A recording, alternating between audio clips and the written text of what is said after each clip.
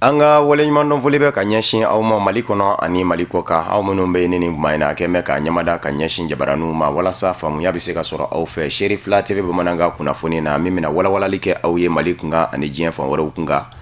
an b'a fɔ yan ko nin ye a kuma selen bakuruba kunnafoniw de tile diɲɛ seleke naani tɔnba Nations Unies kɛmɛ ka décembre kalo tile 9 ta k'o kɛ yurugu kɛlɛli don gɛrɛngɛrɛnnen ye an ka jamanaw bɛɛ lajɛlen kɔnɔ u k'a ma ko journée internationale de lutte contre la corruption ka bɛn ni o ye Sherif la TV ɲininikɛlaw ye munumunu zalo kɛ Mali faaba Bamakɔ kɔnɔ yurugu maaw hakilinata ye fɛn min ye a kunkan o bɛ se ka si dɔn. Mali tungarankew ka lapasa jɛkulu min bɛ wele ko Conseil supérieur de la diaspora malienne CSDM a ye kunnafoni di kɛnɛ dɔ sigi sen kan alamisa tɛmɛnen waleya min bɛ ka taa k'an balimaw sɛgɛrɛ Algérie jamana kɔnɔ ni dɔw minɛ mɛ k'u datugu k'i hakilinata di o kun kan bamanankan kunnafoni na kumabaw ye ninnu de minnu nisɔni u bɛ walawala aw ye aw dangana.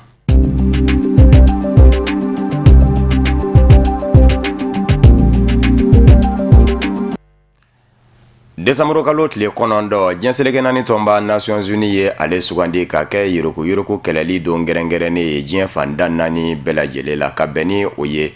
Amerikikaw ka lasigiden min bɛ an ka jamana kɔnɔ ale ye bataki dɔ dilan ka bɛn ni a ye u k'a ma ko communiqué bataki min kɔnɔ a kɛn bɛ ka jira k'a fɔ yurugu a bɛ kɛ sababu ye cakɛ ɲɔgɔnya min bɛ jamanaw ni ɲɔgɔn cɛ ka kɔlɔlɔba lase olu ma wulikajɔw minnu ni olu bi kɛ walasa fandanya bɛ se ka kɛlɛ yurugu de bɛ kɛ sababu ye k'o bɛɛ lajɛlen lanɔgɔ a ko kuma na fɛɛrɛw de kan ka se ka sigi sen kan minnu ni hali u ma se ka yuruguba u ka se ka a dan hakɛ dɔ kɔni na a ko anw ka jamana ɲɛmaa ni o ye Elhaji Ibrahim Boubacar Keita ye bataki kɔnɔ kuma na ko don min na a bɛ kɛ jamana ɲɛmaa ye a y'a jira k'a fɔ a ka manda kɔnɔ ani jija fɛn min na o ye yurugu o bɛ se ka kɛlɛ cogo min a ko kɔrɔfɔ ye min fɛnɛ filɛ o ye o jara baɲumankɛlakaw ye minnu ye an dɛmɛbaw ye o kumana minnu ye an ka jamanadenw fɛnɛ ye k'a jara olu fɛnɛ ye barisabu ka da ka olu bɛɛ lajɛlen segin kun bɛ ka fɛn min makɔnɔ ka bɔ jamana ɲɛmaaw yɔrɔ o ye de wara de ka da yurugu la a ko yurugu a kɔlɔlɔ a ka bon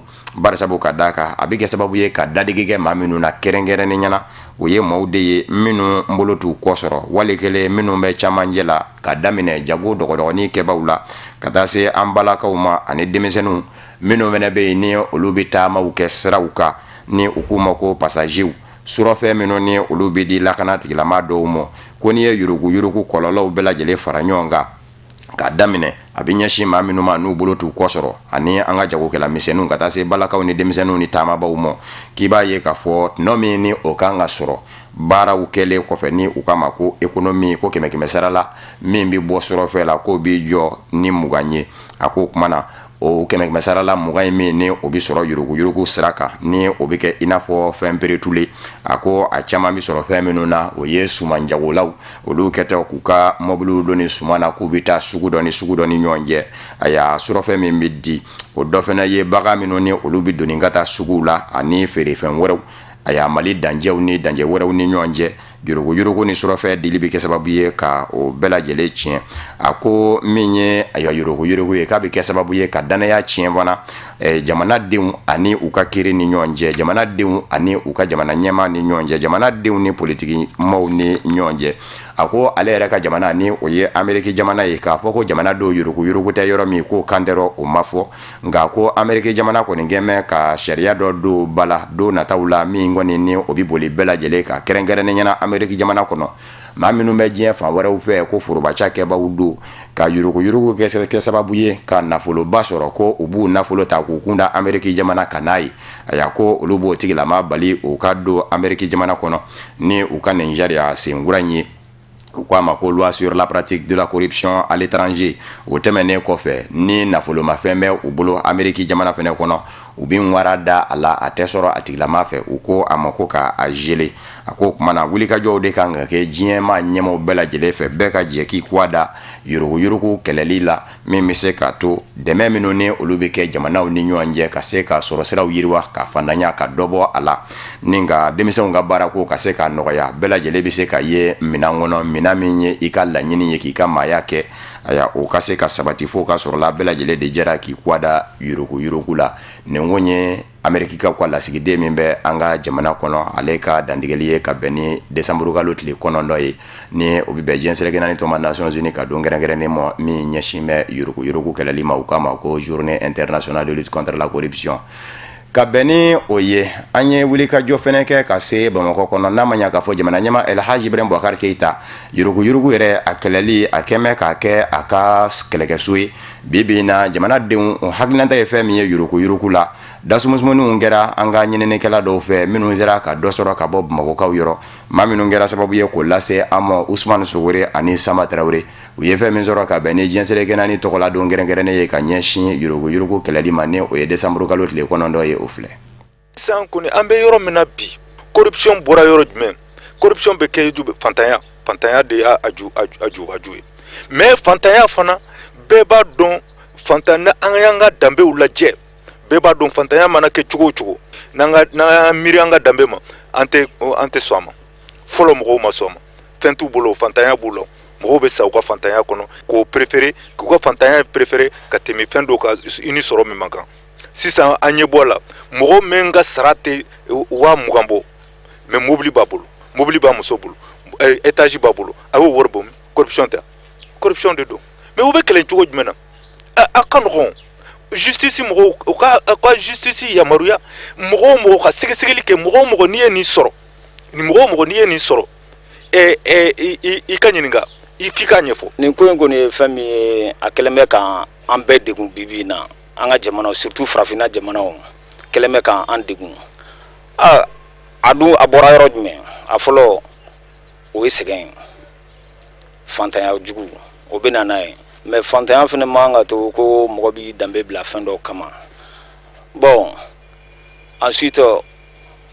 mɔgɔw b'a kɛ ɲangini tɛ yen nɔ o kɛlen bɛ ka mɔgɔw bila ko la kosɛbɛ parce que n b'a kɛ cogoya min diya fɛn tɛ bɔ a la bon ka fara o kan fɛnɛ an fɛ yan nɔ dɔnbagaya ko ni an balimaya ko o fɛnɛ donnen b'a ko la kosɛbɛ i bɛ fɛn dɔ demander balima dɔ fɛ c'est-à-dire a bɛ k'a kan i n'a fɔ comme obligation morale façon dɔ a tɛna se ka ban mais n'a y'a kɛ fɛnɛ a hakili bɛ fɛn dɔ la fɛnɛ ko bɛ na k'a ye quel qu'en soit de nature ou bien n'a bɛ kɛ fɛn wɛrɛw ye o kɔni a fɛnɛ sigilen b'o kan donc nin ko in kɔni ye min ye il faut que bɛɛ de ka hakili sɔrɔ jamana fɛnɛ ka a lajɛ jamana tɛ mara ni kuma ye ten tɔ il faut que sanction de ka ta ka ɲangili ka kɛ mɔgɔ i k'a dɔn k'a fɔ n'i ye nin kɛ nin bɛ bɔ a la n'o kɛra a b'a to fɛnɛ mɔgɔ caman bɛ siran ka ko dɔw kɛ surafɛnminɛ in kɔni a kɛra laada ye jamana an ka jamana na dɛ surafɛnminɛ dɔ tɛ a tɛ jamana yiriwa dɛ n'a m'an segin kɔ a t'an yiriwa parce que a b'an ka développement bɛɛ ralentir fɛn wari minnu bɛ détourner wari caman bɛ se ka kɛ ka ekɔlisow jɔ ka dɔgɔtɔrɔsow jɔ ka baarakɛlaw sara mais n'a fɔra mɔgɔ kelen o mɔgɔ damadamani k'i fofo wari kan a tɛ ɲa dɛ donc fo an bɛɛ de ka hakili sɔrɔ k'a fɔ jamana fɛn ye bɛɛ ta ye fura min kan ka ɲini faut que jamanadenw fana ka sɔn baara ma dɛ ni baara kɛra ni sɔrɔ nana sɔrɔ ka tila ɲɛ kan n'an ma baara fana kɛ a tɛ bɛn dɛ bɛɛ se ka kɛ biro la mɔgɔ ye o donc i bɛ yɔrɔ yɔrɔ i bɛ se k'i jeniyɔrɔ fin fara minnu b'a la fo an bɛɛ lajɛlen ka jɛ ka yɛlɛmɛ ɲɔgɔn fɛ n'an bɛ se k'a daminɛ waati min na an k'a daminɛ depuis sisan k'a ladon an ka kalankɛyɔrɔ la parce que corruption filɛ n'a donna kalankɛyɔrɔ la o y'a selen ye so koyi donc a bɛ daminɛ fɔlɔ ka kɛlɛ kalankɛyɔrɔ la denmisɛnnin minnu bɛ yen nɔ an ka jogo ɲuman duli laban an kɔni ta anw minnu bɛ yan nɔ an ta k'a fɔ a bɛ se ka kɛlɛ ka bɔ an na a bɛ gɛlɛ dɛ mais denmisɛnnin minnu bɛ yen nɔ an bɛ jija olu de la o denmisɛnnin minnu n'an ye jogo ɲuman duli la ka wuli o tuma n'an banna n'an ka génération banna waati min na corruption bɛ ban olu denmisɛnnin minnu bɛ to yen nɔ olu bɛ se ka kɛlɛ sinon k'a fɔ an bɛ se ka kɛlɛ a fɔ ni an bɛɛ minɛ ka faga dɛ sinon kɔni kɛlɛcogo sisan ko a bɛ se ka kɛlɛ sisan ne b'a caman mɛn télé la ko corruption ko ka kɛlɛ jɔn de bɛna kɛlɛ jo an ka génération non compte génération wɛrɛw de don a bɛ don école de kɔnɔ denmisɛnnin minnu bɛ yen nɔ an b'olu éduquer ka ɲɛ pour que corruption ka se ka kɛlɛ sinon bila a tɛ se ka kɛlɛ sisan kɔni tɛ processus de don an bɛ engagé a kɔnɔ de. ne kɔni fɛ yan ka yuruguyurugu dabila bi donya in na bi donya min dabɔlen na kama bɔ ne bɛ fɛ jamanadenw bɛɛ lajɛlen ka hakili sɔrɔ k'a dɔn k'a fɔ ko yuruguyurugu a b'an ka jamana bɔ kɔ de a t'an ka jamana ta ɲɛ donc n fana bɛ min ɲini autorité mɔgɔw fɛ u ka sariya ɲumanw sigi sen kan ka mɔgɔ ɲɛnamaw ta mɔgɔ minnu bɛ kɛ sababu ye ka yuruguyurugukɛlaw contrôler quoi ka se ka o mɔgɔw fana contrôler parce que yuruguyurugu in bɛ fan bɛɛ de fɛ donc an ka se ka an bɛɛ lajɛlen ka se k'an tɛgɛ di ɲɔgɔn ma walasa an ka jamana in a ka taga ɲɛ dɔ ka bɔ yuruguyurugu la bɛɛ ka kɛ fasoden ɲuman ye. Conseil supérieur de la diaspora malienne CSDM Mali tungarangew ka lapasa jɛkulu do min bɛ an ka jamana kɔnɔ a ɲɛma Mohamed Sherifo Haidara a ye kunnafoni di kɛnɛ dɔ sigi sen kan min kɛra alamisa tɛmɛnen desanburu kalo tile 8 kunnafonidilaw kun bɛ a kɛnɛ kan sigi kun ye fɛn min ye wale min bɛ ka an badenw sɔrɔ Algérie jamana kɔnɔ a bɛ waatinin bɔ Algérie jamana kɔnɔ malidenw u bɛ ka degun o kumana dɔw minɛ bɛ ka olu datugu fɛn minnu nana ni o ye min bɛ se ka to jamana ɲɛmaw u bɛ se ka wulikajɔ kɛ cogo min n'a ma ɲa k'a fɔ jɛkulu yɛrɛ sigi kun ye jamana ɲɛmaw dɛmɛni ye tungarangew ka lahalaw ɲɛnabɔli la nka sigi in senfɛ u ye bolokɔninde ɲɛsin Mali lasigiden zomɔ minnu bɛ Algérie jamana kɔnɔ k'a fɔ olu tɛ ka u jɔyɔrɔ fa an ka jamanadenw ye Algérie jamana kɔnɔ maa minnu kun bɛ sigi in kɛnɛ kan Sherifla TV Jabarani tɔgɔ la o ye Amadou Kamara ani Mohamed Sidibe u ye fɛn min sɔrɔ o de filɛ. Conseil supérieur de la diaspora malienne CSDM bakuruba la ale ye jɛkulu ye min sigilen bɛ yaasa ka maliden minnu sigilen bɛ kɔ kan k'u ka koɲɛw ɲɛnabɔ ani k'u la kɔlɔsi gɛlɛya ni degun minnu b'u kan ka fura sɔrɔ o la. An y'o wele k'a fɔ aw ye an tun ye kunnafoni dɔ di semaine min tɛmɛnen ka sɔrɔ an baramɔgɔw minnu bɛ Algérie u caman minɛna k'a bila kaso la ka dɔw bila ka taa Tamaracet u minɛkun ye tun ye k'u expulser ka bɔ Algérie ka na Mali la alors an tun ye communication kɛ ka président de la République ka interpeller k'a fɔ a ye k'a fɔ ko n'a ma fɛn kɛ fɛn min bɛ sen na o bi malidenw tɔɔrɔ malidenw minnu bɛ yen u bɛ u bila ka na Mali la u dun u minɛna k'u ka fɛn to sara to yen u minɛna k'u ka famille to yen an y'a dɔn k'a fɔ bi k'a fɔ ko président de la République a tulo banna ka maliyɛn ka ko o hami b'a la donc an y'a wele k'a fɔ a ye ko an y'a mɛn bi ka maliyɛn fɛn o fɛn tun minɛnen Tamaracet u y'u bɛɛ bila sɛbɛn minnu bolo u y'u bila ka taa u ka baara la sɛbɛn minnu bolo u bɛ yen donc o diyara an ye o bɛ n'a ma an b'a fɛ ka waleɲuman dɔn fɛn o fɛn ye fɛn kɛ presse journalistes aw bɛɛ aw minnu ka communication ni lase une grande diffusion aw ni cɛ Alain Baraji an y'a dɔn k'a fɔ ko an kelen tɛ aw ni an bɛɛ bɛ ko kelen na an haminanko bɛɛ ye kelen di n'an jɛnna k'a fɔ a fɔ tuma an b'a dɔn k'an ka faamaw u b'a kuma mɛn n'u dun ka kuma mɛn u seko ye mun ye u b'a kɛ an dun y'a fɔ ka dɔn u y'aw seko kɛ parce que malidenw bɛɛ minɛ na an sawanenba de don u ni cɛ Alain Baraji. An bɛ aw ladɔnniya k'a fɔ ko nin jɛkulu kɛrɛnkɛrɛnnin u ye kunnafoni di kɛnɛ dɔ sigi ka kɛwale jugu minnu tara ka ɲɛsin malidenw ma Algérie jamana kɔnɔ k'o sɛbɛkɔrɔkɔn ni ka wele kɛrɛnkɛrɛnnin bila an ka jamanakuntigi ma n'o ye Elhaji Ibrahim Boubacar Keita a ka wuli k'i jɔ ka malidenw k'u kulekan lamɛn. An bɛ fɛn min f'u ye k'a fɔ ko u y'a dɔn k'a fɔ ko ambassade ni consulat mun mɔta u ye k'u lajɛ ma d'a la n'o ɲɔgɔn bɛ kɛ o kɔ o kelen o filanan maliden ninnu minnu bɛ yen u y'a dɔn k'a fɔ k'u kelen tɛ k'an bɛ yan wulu de kama aw journalistes fana bɛ yan n'aw ko fɔra ye aw t'i sigi aw t'aw lɔ fo jamana bɛɛ y'a dɔn an dun y'a dɔn k'a fɔ bi ni jamana y'a dɔn an ka faamakɛ n'a bɔra a kalama a ko bɛ régler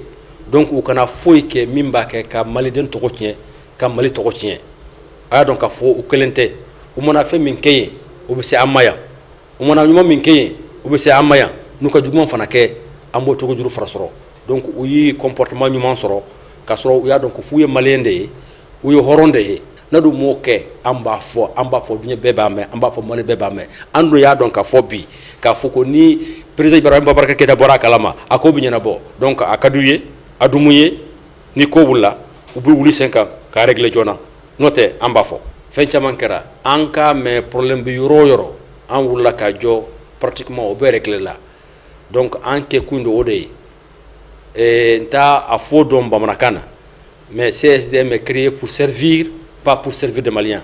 donc on est à leur service. An bɛ a yiraw la k'a fɔ ko CSDM a ɲɛmaw ka fɔ la ale ka wuli ka jɔ o bɛnnen bɛ ka Mali den minnu sigilen bɛ kɔ kan k'u dɛmɛ tunga gɛlɛya minnu b'a la ani kɔlɔlɔ minnu b'a la ni k'u bilasira ni hakilinaw ye min bɛ k'u ma hɛra ye yasa u k'u ka jamana dɛmɛ.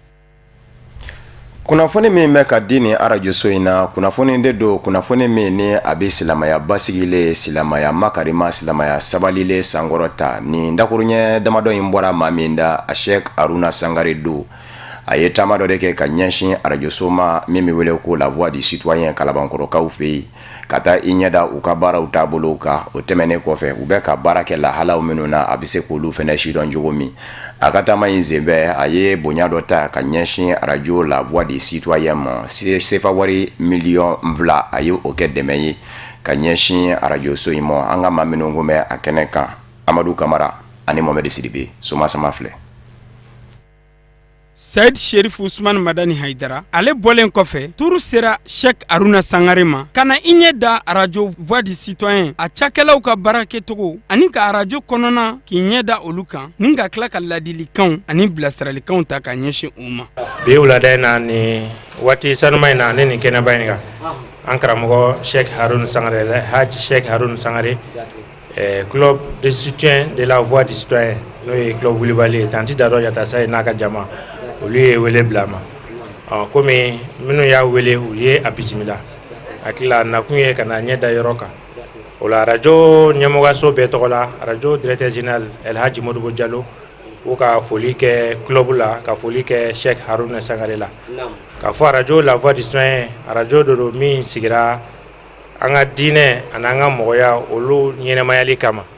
o la bi an bɛ kɛnɛba kan an bɛ foli bila ka taa Sheikh Haruna Sangare ma min y'an ka club ka invitation accepté ka tila ka na degun kɔnɔ na a yɛrɛ nalen bɛ bi hadamaden a ye layidu d'a ma mais ni degun bɛnna fari yɛrɛ man d'a la nka a y'a ta bɛn layidu dɔ a y'a débrouillé ka na an b'o foli k'a la ka dugawu kɛ Ala ka kɛnɛya di a ma an bɛ bɛɛ lajɛlen fo. Maa minnu kɛra nin ko labɛnbagaw ye n'o ye arajo voix des citoyens a terilakaw n'a dɛmɛbaga jɛkulu n'o ɲɛmaaba ye madame Kulibali Dado Yatasa ye olu y'a ɲini u m'a dabɔ wariko kama Haruna Sangare a kini ɲɛ da nin diinɛ arajo in kan min bɛna kɛ sababu ye diɲɛma ka arajo in na kodɔn ka sababu kɛ maa welelen bonya ni karama min b'a kan. Karamɔgɔ ka bonya bɛ mɔgɔ minnu ye ani minnu yɛrɛ ka bonya bɛ karamɔgɔ fanfɛla la an ka t'u nɔfɛ u kana arajo in lajɛ an ma t'u nɔfɛ wariko la an ma t'u nɔfɛ foyi la Ala b'a dɔn Ala bɛ bɛn ŋaniya dɔn an taara de pour que arajo in ka dɔn misali yɛrɛ la karamɔgɔ Haruna Sangare tun t'a dɔn ko arajo in ye karamɔgɔ ta ye a tun t'a dɔn nin bɛɛ de y'a to an pusera ka taa dɔw bɛna ɲininkali kɛ mun na choix binna Haruna Sangare kan ayiwa Ala de bɛ kow latigɛ dɛ ne yɛrɛ t'a dɔn a yɛrɛ tɛ ne dɔn kumaw de fɔra an ye ɲininkaliw kɛ fan bɛɛ u k'an ka fɔlɔ ale la karamɔgɔ kɔfɛ ni Ala sɔnn'a ma an b'a kɛ laada ye sa san o san ka karamɔgɔba dɔ ta a bɛ se ka kɛ hali chauffeur min danaya b'a kan mɔgɔw ka danaya b'a kan mɔgɔw ka bonya b'a kan k'o dɔ wele ka na. Alhamdulilahi rabbil alamin ka aw bɛɛ fɔ k'aw tɛmɛ ka waleɲuman dɔn bi ye dɔnba ye kosɛbɛ bi ye nisɔndiya kɛnɛ de wala alhamdulilahi rabbil alamin ka arajo la voix des citoyens baarakɛla bɛɛ lajɛlen fo dan tɛ foli min na club voix citoyenne n'u ka présidente min ye Dado Yatasa ye madame Kulibali a n'a ka tɔndenw bɛɛ lajɛlen k'aw fo dan tɛ foli min na k'a fɔ aw ye ko Ala k'aw sara donc fɛn fɛn min ye Sherif Usman Madani Haidara ka fɛn ye an bɛ sa o de kɔ an ka kuma hɔrɔn bɛ sa a ka kumakan de la an ye layidu de ta Ala ye ka layidu ta Sherif kɛ ye inshallah k'an to baro la n'an bɛ se ka fɛn fɛn kɛ Sherif kɛ ka ko kɔnɔ ni Ala sɔnna inshallah an b'a kɛ ka d'a kan an b'a dɔn ni min ye o ye de ka silamɛw bilasira an b'a dɔn ni min ye o ye de ka kunfin bɔ fili la an b'a dɔn ni min ye o ye faso kanu ye an b'a dɔn ni min ye o ye majigi de ye fantan kanu dɛsɛbagatɔ dɛmɛba an b'a dɔn n'o de ye. O kadra kɔnɔna na Sheikh Haruna Sangare ale ye dɔnnikɛbagaba ye an ka jamana kɔnɔ diinɛ bunakun kan n'a lakodɔnnen don diɲɛ seleke naani bɛɛ lajɛlen kɔnɔna na an bɛ waati min na ko sisan ka kɛɲɛ ni a yɛrɛ ka kow taabolo ye a kɔni ye dɛmɛba ta ka ɲɛsin radio voix des citoyens maaw ma ni ka sefa wari 2,100,000 ko o k'u yɛrɛ dɛmɛ n'o ye. Kɔsada in na Bamanjiw ka wulikajɔ kɛra sababu ye ka ɲɔnɔ ka sobo Dakari ma 92 ɲɔgɔn na olu bɛɛ lajɛlen kɔni ye kɛnɛ minɛ o de kosɔn an ka minisiri min ɲɛsin bɛ kiiriko ma ni o ye Maître Mamadu Ismail Konate ye a y'i sen bɔ a kɔnɔkɔrɔ ka taa i ɲɛda ka sobo a kɔlɔsibaw ka degun min ye olu sɔrɔ ko in ngɛtɔ barisabu ka da ka a ma fila olu joginna ka jamana ɲɛmɔgɔw ka jira u la k'a fɔ u ni u bɛ ɲɔgɔn fɛ baara in na fɛɛrɛw minnu kan ka se ka sigi sen kan fana walasa maa minnu kɔni kɛmɛ ka kɛnɛ minɛ u bɛ se ka sɔrɔ k'u lasago u nɔ na a y'a o fɛɛrɛw ka o sigi sen kan ni ka labana ka hakilisigi kuma k'o fɔ ɲɔnɔna lamini bɛɛ lajɛlen ye ani maa minnu bɛ yen nɔ ni olu ye ɲɔnɔna lamini sigibaw ye ni o bɛ se ka siganama ko fɔ fanga na maa min ni kɔni ye a ye ko sure do i ka sigida la k'i ma lahala dɔn ko kunnafoniw bɛɛ lajɛlen fɛnɛ boli Tata Ture ka walawalali b'an kɛ ka caman faamuya o la. Ɲɔnɔ kasobo bina maramafɛntigiw bolo kɔnɔ tarata don sufɛ sɛgɛsɛgɛliw y'a yira k'a fɔ mɔgɔ 92 olu bolila u ye waleyajugu caman kɛ ɲɔnɔ kasobo na kasobo lakɔlɔsilikɛla 2 n'o y'a siriveyanw ye olu joginna yɔrɔ caman tiɲɛna tiɲɛni sira kan bali n'o yera ɲɔnɔ kasobo fan caman fɛ o kadara kɔnɔ kiri minisiri wulila ka t'i ɲɛ da ɲɔnɔ kasobo kan ka taa jateminɛw boli yɔrɔ lahalayaw kan ni waleyajugu in kɔfɛ ani ka Mali jamana ɲɛmɔgɔw ka dɛmɛ lase ɲɔnɔ kasobo kɔlɔsibaw ma minisiri ka ni wulikajɔ in ma kɛ foyi la fo n'a kɛra ɲɔgɔn dɛmɛ sira ye n'o ye Mali jamana ka dɛmɛ ye ka ɲɛsin mɔgɔw ma mɔgɔ minnu bina nin ja in kɔnɔ n'o ye Bamanciw ka nin waleyajugu ye kɛrɛnkɛrɛnnenya kasobo kɔlɔsibaw kiri minisiri ka kɔlɔsili a n'a ka jateminɛ kɔfɛ a y'a yira k'a fɔ wulikajɔ kan ka boloda bari a ka jateminɛw la ɲɔnɔ kasobo kɔnɔ a ye fɛn minnu ye a y'a yira k'a fɔ olu tɛ labɔli kɛ a ye ɲɔnɔ kasobo yɛrɛ ye lahalaya minnu na o ye togo tɛ maa diya kosɛbɛ bari a y'a yira k'a fɔ nafolomugu caman bɔra Mali jamana gouvernement tɔgɔ la ka ɲɛsin ɲɔnɔ kasobo ma lakana sabatili sira kan n'o ye kasobo lakana sabatili ye o musaka bɛ t'i jɔ fo sefa wari 33 la o min bɔra Mali jamana ɲɛmɔgɔw kun ɲinan san kɔnɔ nka o n'a ta bɛɛ ɲɔnɔ kasobo bɛ nin lahalaya in na o 33 min n'a musakara yalima o nafolow taara min ni lahalaya min ni ɲɔnɔ kasobo b'a kɔnɔ bi jateminɛw kɔfɛ kiri minisiri y'a yira k'a fɔ waleya damadɔ bɛ yen nɔ olu kan ka sigi sen kan n'o fɔlɔ bɛ tali kɛ ɲɔnɔ kasobo yɛrɛ datuguli la fo waati min na ni kasobo seginna lahalaya ɲuman na a filanan kasobo kɔlɔsibaw n'o y'a siriveyanw ye k'olu bila bolo ɲuman kɔnɔ ka taa n'u ye Mali jamana marabolobaw la a sabanan kasoladen minnu ni bolo dara olu kan wali kelen kasoladen minnu seginna ka na u yɛrɛ ye ka taa n'u ye Mali jamana marabolo kaso wɛrɛw la o senfɛ minisiri taara Segu a taara ɲɛ da banabagatɔw kan minnu banana ka sababu kɛ bamanciya wali min kɛra tarata don sufɛ ɲɔnɔ kasobo na ani tribunali ɲɛmɔgɔw ye ɲɔgɔn ye a ye min ɲini u fɛ ni ka gɛlɛyaw ma o de ye ka kiri tigɛ ni tiɲɛ ye jɛlenya sira kan o kɔfɛ a taara ɲɛ da Segu kasobo fɛnɛ kan. Novembre kalo tile 30 tɛmɛnen jɛkulu min ye ka fɔ jaso san 2012 CNRDRE Sanogo ni a ka jama olu ka kiri dayɛlɛla marabolo sabanan na ni o ye Sikaso ye nka kiri in dayɛlɛ o dayɛlɛ a bi laban ka sonsoro ka sabu kɛ faamuyabaliyaw ye lapasabaw ni ɲɔgɔn cɛ fa kelen fɛ maa minnu bɛ yen nɔ ni olu kɛmɛ ka sigasigana ta wali kelen olu somɔgɔw kɛmɛ ka sigasigana ta ka ɲɛsin Sanogo n'a ka mɔgɔw ma ko ale de kɛ min kɛ u ka mɔgɔw faabaw ye banbilanbilendigi maa 21 minnu da yɔrɔ ma dɔn hali bina ka biya ni u labana ka taa ye jago kati kɛrɛfɛla la aya o lapasabaw ni Sanogo ka lapasabaw tɛ ka se ka ɲɔgɔn faamu kow taabolow la nka fɛn min kɔni ni o bɛ se k'a fɔ o de ye k'a fɔ kiri kɔni bɔra dɔgɔkɔrɔ ka bila san 2017 nata la o b'a jira k'a fɔ kiri a bɛ ɲɔngiri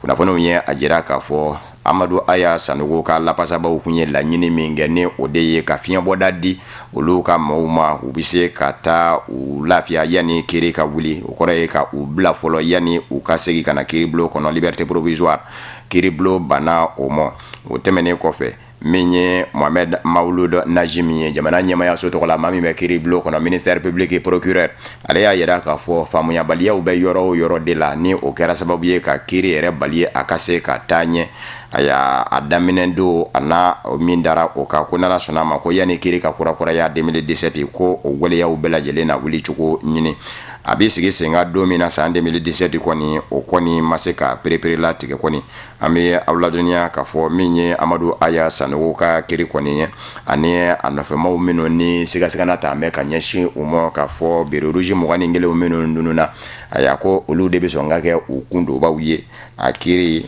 a bɛ bila 2017 la. O de b'an sɛnsɛn ka se diɲɛ fan wɛrɛ kunnafoniw sɔrɔli ma Mohamed Morsi ale kɛra Egyptikaw ka jamana ɲɛmaa ye don min na ni Egyptikaden fanba ye wulikajɔ kɛ ni ka Hosni Mubarak gɛn ka bɔ fanga na jamana dayɛlɛlen maa min ni o sugandira k'o sigi jamana kunna o de ye Mohamed Morsi ye ale de denkɛ bilama fɛnɛ bɛɛ bolola ka fara fa kan Mohamed Morsi denkɛ min wele ko Osama Morsi a minɛna a ka so alamusa tɛmɛnen sigasigana ta mɛ ka ɲɛsin a ma k'a fɔ san 2013 uti kalo la don min na ni Mohamed Morsi ka fanga bi tiɲɛ a y'a wulikajɔ dɔw kɛra ko maa caman bɔnɛna a nin na a y'a ko o se ko a yɛrɛ nɔ dɔ bi sɔn ka ye ko dɔw la ye o ɲuɲu ni o ɲaɲa de bɛɛ nɔfɛ Osama Morsi Mohamed Morsi den a yɛrɛ lapasaba don ni u k'a ma ko avocat a kɔni minɛ mɛ ka a datugu kunnafoniw y'a yira k'a fɔ a y'a sibiri don décembre kalo tile 10 a y'a kiiri min ni o kan ka sigi sen kan ka ɲɛsin 2013 uti kalo wulikajɔ ma Mohamed Morsi kanubaw minnu ye wulikajɔw kɛ ni u tiɲɛna a se maa sigiyɔrɔma 100 caman de bɔnɛna ani na ka polisi dɔw jogi a y'a ko a yɛrɛ bi sɔn ka ye bɔgɔ jeninen kan an bɛ aw ladɔnniya k'a fɔ Mohamed Morsi yɛrɛ jamana ɲɛmaa kɔni bɛ kaso la kiiri caman sigira sen kan ka ɲɛsin a ma dɔw y'a yira k'a fɔ a ni si kaso ka kan dɔw ko k'a ni falen dɔ kɛ ka kan ni o ye peine de mort ye kɔsada in na falen dɔ kɛ kɔni bin bɛ ka bɔ a ka kiiri dɔ kɔni na fɔlɔ. Cameroun ni Ganyaka yanba ka digi Nigeria yanba ka yɔrɔ minnu ye anglais fɔma yɔrɔw ye marabolo fila don a bi waatinin bɔ olu bɛ wuli ka jɔw la ka jira k'a fɔ hakɛ dɔ kumaniyan bɛ u mɔ o ye anglais ka ye n'a ma ɲa k'a fɔ olu ka baaraw bi kɛ o de la u ka maayaw bi kɛ o de kɔnɔ ko faransi kanfɔlaw pisayan bɛ olu ye Cameroun jamana kɔnɔ ɲinɛnkɛn bɛ olu anglais fɔlaw kɔ lɔgɔli karamɔgɔw kɛlen kɔfɛ ni ka wulikajɔw kɛ ni lapasabaw farala olu ka avocaw bibi in na hali bi ko in kɔni bɛ senna alamisa tɛmɛnen sɔgɔmada yan b'a fɛ Paul Biya Cameroun jamana ɲɛma ka fanga ɲini jakulu RDPC o kanuba minnu bɛ yen olu kun b'a fɛ ka kɛnɛ dɔ sigi sen kan denmisɛnnin minnu bɛ bamɛnda olu nana ka na u bali a kɛra sababu ye ka maa fila bɔnɛ a nin na Cameroun ma ɲɛmaw ka fɔ la nka fanga sɛnɛmatɔw y'a jira k'a fɔ a ka ca ni o ye an bɛ aw ladɔnniya k'a fɔ bibi in kɔni na min ye Cameroun ma ɲɛmaw ye olu ka dalakan laban kɛmɛ fɛn min ye ko maa dɔw de bɛ ka denmisɛn ninnu kɛ aya k'u don u dɔngɔdaw fɛ k'u kɛ tiɲɛnikɛlaw ye nka jɛnu de bɛ k'u don u dɔngɔdaw fɛ k'u kɛ tiɲɛnikɛla ye u da kɔni ma se u ma fɔlɔ.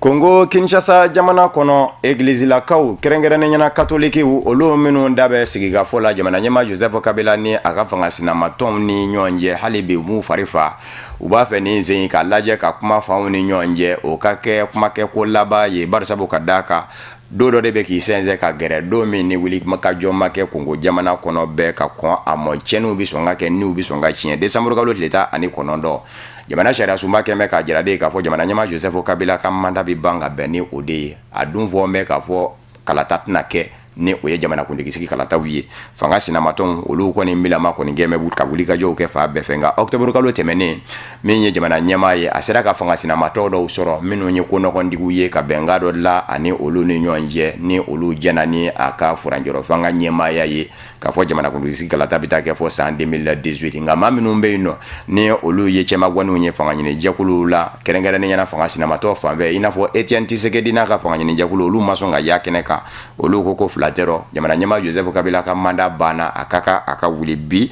egilizilakaw de b'a fɛ ka lajɛ ka se ka fɔ cogo dɔ de sɔrɔ fanw ni ɲɔgɔn cɛ k'u gɛrɛ ɲɔgɔn na min bɛ se ka to u bɛ se ka bɛn k'a dɔ kan o tuma egilizilakaw ka laɲini ye mun ye ka lajɛ jamana ɲɛma Joseph Kabila aya ani fanga sinamatɔw ni ɲɔgɔn cɛ u bɛ se ka bɛn mun de kan yala san 2017 jamana kuntigi sigi kalataw ka bila o la walasa décembre kalo tile 19 wulikajɔ kana kɛ ni ka niw tiɲɛ nka min ye fanga sinamatɔw kɔni ye olu y'a yira k'a fɔ sigikafɔ min fɛnɛ filɛ nin ye ni u bɛ a kɛnɛ kan bi u kɔni bɛ a ɲini jamana ɲɛma Joseph Kabila fɛ aka lajɛ k'a fɔ de ko kalata ko bɛ taa kɛ fɔ 2018 a ka segin ka na bila 2017 laban daw la yɔrɔ min ni o ye kuma koloma yɔrɔ ye a bɛ kɛ jamana ɲɛmaa Joseph Kabila kɔsaden wa walikɛla ale de bɛ kɛ furanjɔrɔ fanga ɲɛmaa ye ka taa se kalata wɛrɛ labɛn ni mɔsaba o ɲininkali to min bɛ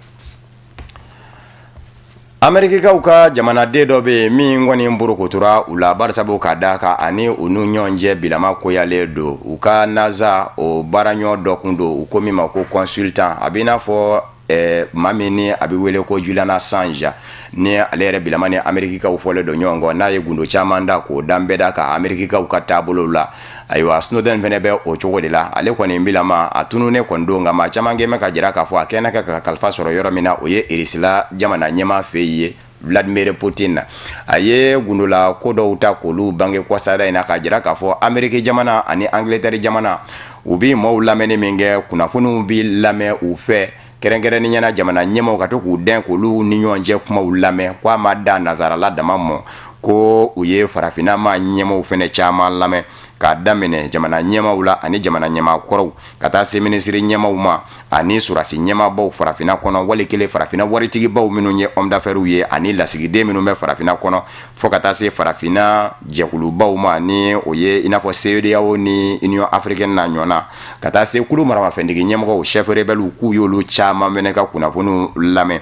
a ye a jira k'a fɔ jamana mugan ɲɔgɔnna kɔni bɛ farafinna jamanaw kɔnɔ minnu ni olu kun bɛ ka lamɛn Amérique jamana maa ɲɛmaaw ani Angleterre jamana maa ɲɛmaaw fɛ wa farafinna anglais kan fɔ jamana dama tɛ faransi kan fɔ jamanaw fɛnɛ bɛɛ la farafinna kɔnɔ a ko Kenya Zimbabwe Somalie ka taa se Togo ani Niger Mali Burkina Faso Algérie ko nin maa ɲɛmaaw bɛɛ lajɛlen kun bɛ ka lamɛn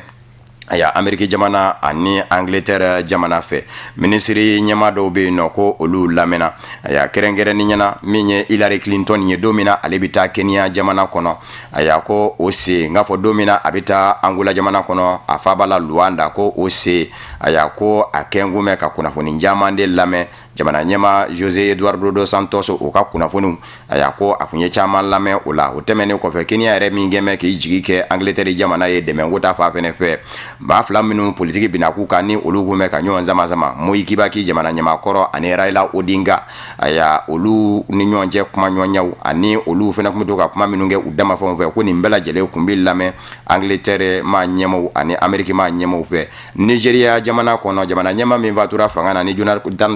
Goodluck nana a nɔ na u kama ko Umaru Yar'Adua ko o fɛnɛ kun bɛ lamɛn wa Jonathan Goodluck fɛnɛ kun bɛ lamɛn a ko Laginɛ Conakry kɔnɔ Kabini Kumara ni o ye Dadis Kamara ka ministre ɲɛmaa kɔrɔ ye ko o fɛnɛ kun bɛ lamɛn wa Dadis fɛnɛ kun bɛ lamɛn Cellou Dalein Diallo min ye fanga sinamatɔ ɲɛmaa ye Laginɛ Conakry kɔnɔ ko o fɛnɛ kun bɛ lamɛn ka taa se Lansana Kuyate ma Lomé Faure Gnassingbé jamana ɲɛmaa ko o fɛnɛ kun bɛ to ka lamɛn Congo Kinshasakaw fɛ yen cakɛdaw minnu ye dugu jukɔrɔ nafasɔrɔ siraw bɔbaw ye aya ko lamɛnni kun bɛ kɛ o de fɛnɛ kadara kɔnɔ Darfour Sudan jamana kɔnɔ ka taa se Chad ma Idriss Déby Itne ani Libi jamana kɔnɔ wa Nigeria fɛnɛ kɔnɔ yɔrɔ min bɛ wele ko Delta aya ni mamurulenjɛkulu dɔ bɛ yen ko fɔ u k'u yɛrɛ ta u bɛ wele ko MEN ko ninnu bɛɛ lajɛlen kun bɛ lamɛn Amérique maa ɲɛmaaw ani Angleterre maa ɲɛmaaw fɛ an bɛ aw ladɔnniya k'a fɔ bibi in na maa in yɛrɛ ni o ye Edward Snowden ye ale bɛ ka ɲini Amérique maa ɲɛmaaw fɛ a kɔni sera ka porokoto a bɛ yɔrɔ min na bi kɔni maa t'a yɔrɔ dɔn nka maa minnu bɛ yen nɔ ni olu kɔni hakili juru caaninen don olu caman ko k'a bɛ sɔn k'a ye Vladimir Putin fɛ Rusila jamana kɔnɔ